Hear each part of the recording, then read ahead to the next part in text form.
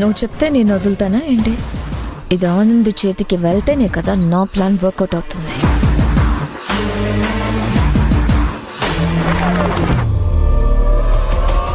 ఆవేశపడకుండా నా మాట వింటావా? ఏం చెప్తావు?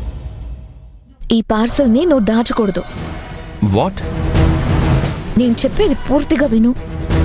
ఓకే, చెప్పు. ఆనందికి నీ లవ్ గురించి చెప్పకపోవడం, ఇన్ని రోజులు వెతికిన సుందరుడు ఎవడు అన్నది తెలియకపోవడం, ఇలా ఎన్ని రోజులు నువ్వు బాధపడుతూనే ఉంటావు? దీనికి ఒక ఫుల్ స్టాప్ పెట్టాలంటే ఈ పార్సల్ ఆనంది చేతికి అందాలి.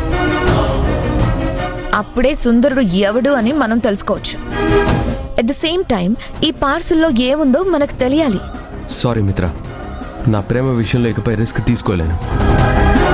ఈ పార్సిల్ ఆనందికి చేరితే మళ్ళీ సుందరుడు జ్ఞాపకాలతో నన్ను పిచ్చోని చేస్తుంది. మహేష్, అలా జరగకూడదని ఈ ఐడియా ఇస్తున్నాను.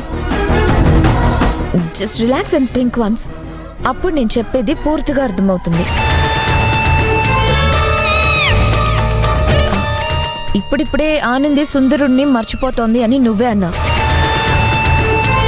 ఒకవేళ సుందరుడి మీద కోపంతో ఆనంది దీన్ని విసిరి పారేస్తే నీ రూట్ క్లియర్ అయినట్టే కదా. పాజిటివ్గా థింక్ చేస్తే నా పాయింట్ నీకు అర్థమవుతుంది మహేష్. ప్రస్తుతానికి దీన్ని ఆనంది చేతికి అందేలా చేద్దాం.